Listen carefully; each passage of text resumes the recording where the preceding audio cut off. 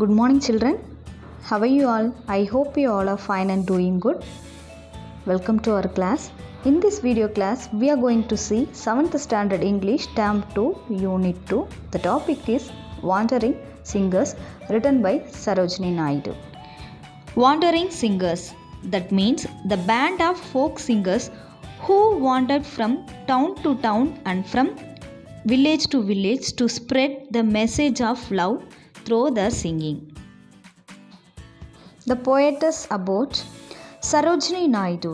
Sarojini Naidu was a famous Indian poet and a major freedom fighter. She was given a sobriquet Bharat Kokila, that means the Nightingale of India, on account of her beautiful poems and songs. Students, Sarojini Naidu அப்படின்றவங்க நமக்கு தெரியும், Nightingale of India அப்படின்ட்டு. So இவங்க ஒரு freedom fighter and Indian poet. So எதுக்கு அவங்களுக்கு Nightingale அப்படின்றத பட்டம் கொடுத்தாங்க அப்படின்னா, அவங்களோட அந்த பாடல்கள்லாம் எப்படி இருக்கும்னு பார்த்தா ஒரு இனிமை மிகுந்ததாக இருக்கும். அந்த போயம் பார்க்கவே ரொம்ப அழகாக இருக்கிறதுனால தான் அவங்களுக்கு த நைட்டிங்கேல் ஆஃப் இந்தியா அப்படின்னு அவார்ட் கொடுத்துருக்காங்க. There are 3 stanza in this poem. The first stanza is, where the voice of the wind calls our wandering feet through echoing forest and echoing street. With lutes in our hands, ever singing we roam. All men are our kindred, the world in our home. That means we go wherever the wind blows, such as the wind changes its direction. We too move from one place to another. We walk into the forest, we go into the street, our songs echo everywhere. We carry lutes in our hands, we roam about singing to the accompaniment of the lutes. For us, the entire world is our home, all men are our kinsmen.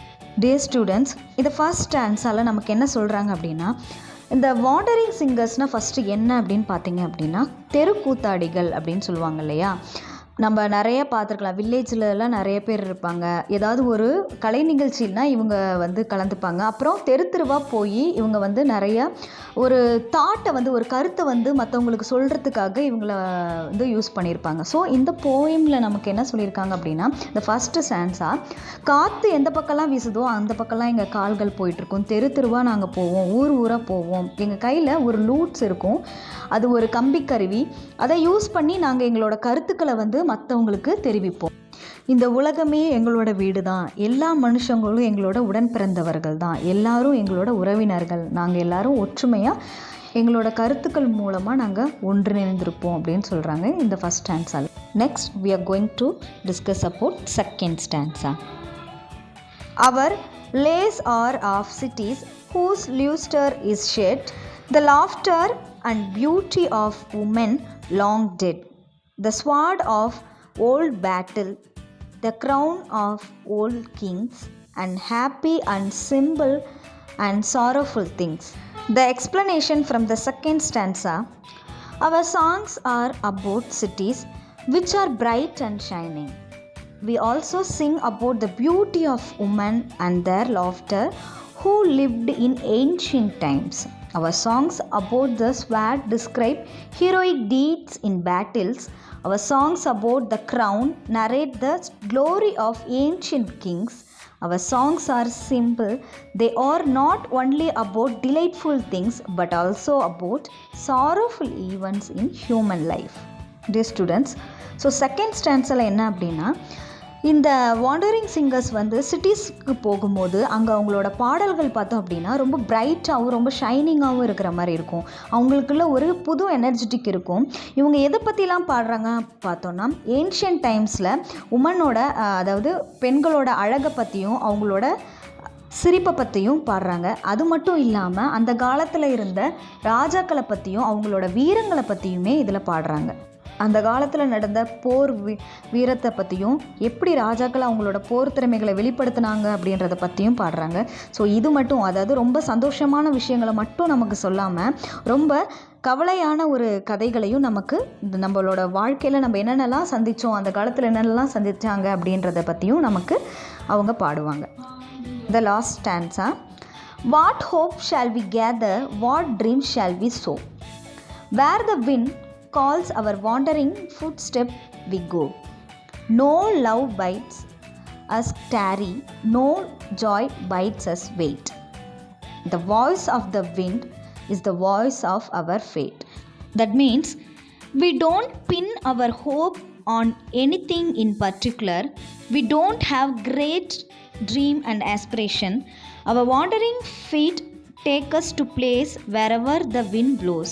We don't delay our travel for the shake of love just because we are happy in a particular pace. We don't stay there permanently. We keep on going without delaying or waiting for anything. The voice of the wind carries our song. It also carries our fate.